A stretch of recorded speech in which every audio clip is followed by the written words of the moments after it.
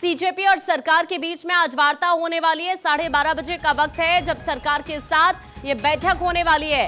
Constitution club में ये बैठक होने वाली है, जिसको लेकर सहमति बन गई है। सीजेपी के साथ बैठक में मौजूद रहेंगे केंद्र के वरिष्ठ मंत्री। तो 12 बजे के आसपास ये वक्त रखा गया है। देखिए 12:30 बजे ये मीटिंग होने जा रही है। कॉन्स्टिट्यूशन क्लब में बैठक को लेकर सहमति बन गई है।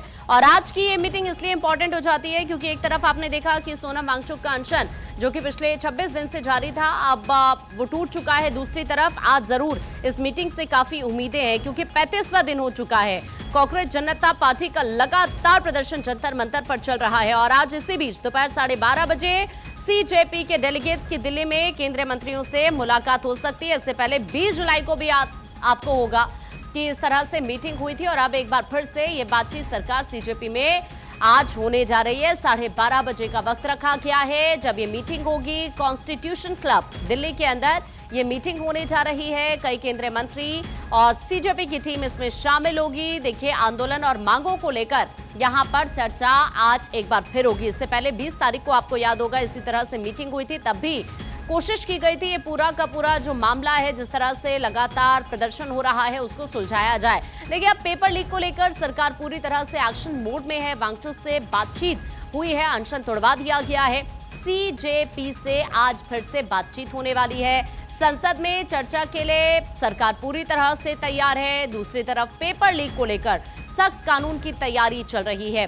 पेपर लीक के जितने भी केसेस हैं उनको लेकर बाकायदा पीएम मोदी की तरफ से कल कड़ा कदम उठाया गया और फास्ट ट्रैक कोर्ट का ऐलान प्रधानमंत्री मोदी की तरफ से किया गया। तो पिछले 24 घंटे में किस तरह से एक के बाद एक कड़े फैसले लिए गए हैं छात्रों के भविष्य को लेकर, पेपर लीक को लेकर, ये हम आपको इस वक्त बता रहे हैं। पिछले 24 घंटे में जो तमाम बड़े फैसले हुए हैं, देखिए प्रधानमंत्री मोदी का ऐलान, फास्ट ट्रैक कोर्ट का गठन करने का ऐलान किया पीएम ने।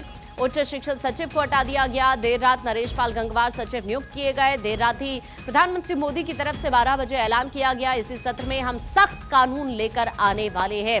अब देखिए जो हाल ही में नियुक्ति हुई है, यानी नरेश पाल गंगवार की अगर हम बात करें जिन्हें सचिव नियुक्त किया गया है, तो अब आपको उनके बारे में भी जान लेना चाहिए।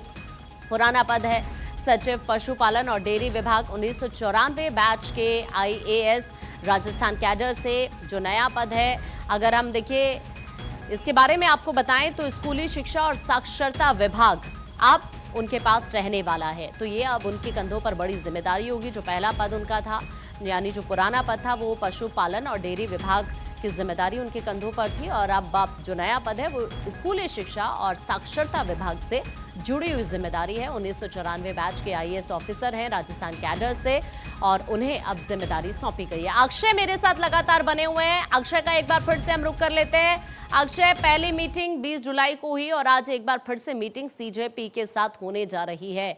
एक तरफ हमने देखा अनशन तोड़वा दिया गया है वांगचुक का। आज इस मीटिंग से कोई गुड न्यूज कह सकते हैं निकल कर आ सकती है, क्या लगता है आपको?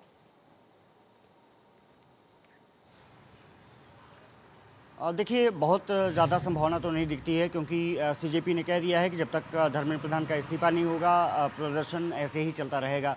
लेकिन सरकार की कोशिश है कि उनसे बातचीत किया जा सके, जो भी समस्याएं हैं उसका हल निकाला जा सके और इसीलिए जेपी नड्डा ने 20 तारीख को मुलाकात सीजेपी के जो प्रवक्ता हैं उनके साथ की थी और ये माना जा रहा है कि उसके बाद लगातार 4-5 बार, जैसा जितेंद्र सिंह ने कहा कि लगातार सीजेपी के लोगों से संपर्क करने का प्रयास किया गया है। जहां भी वो बोलेंगे बैठक हो जाएगी। सीजेपी की तरफ से कहा गया कि न्यूट्रल वेन्यू हमें चाहिए, हम किसी के स्थान पर नहीं जाएंगे, इसीलिए कॉन्स्टिट्यूशन क्लब का चुनाव किया गया है और ये माना जा रहा है कि जब 12:30 बजे बैठक होगी तो उम्मीद की जानी चाहिए कि कुछ सकारात्मक हल निकले। शुक्रिया ये पूरी जानकारी साझा करने के लिए। देखिए हम अब सभी लोग यही उम्मीद कर रहे हैं कि आज की इस मीटिंग से कोई ना कोई हल एटलीस्ट निकल जाए।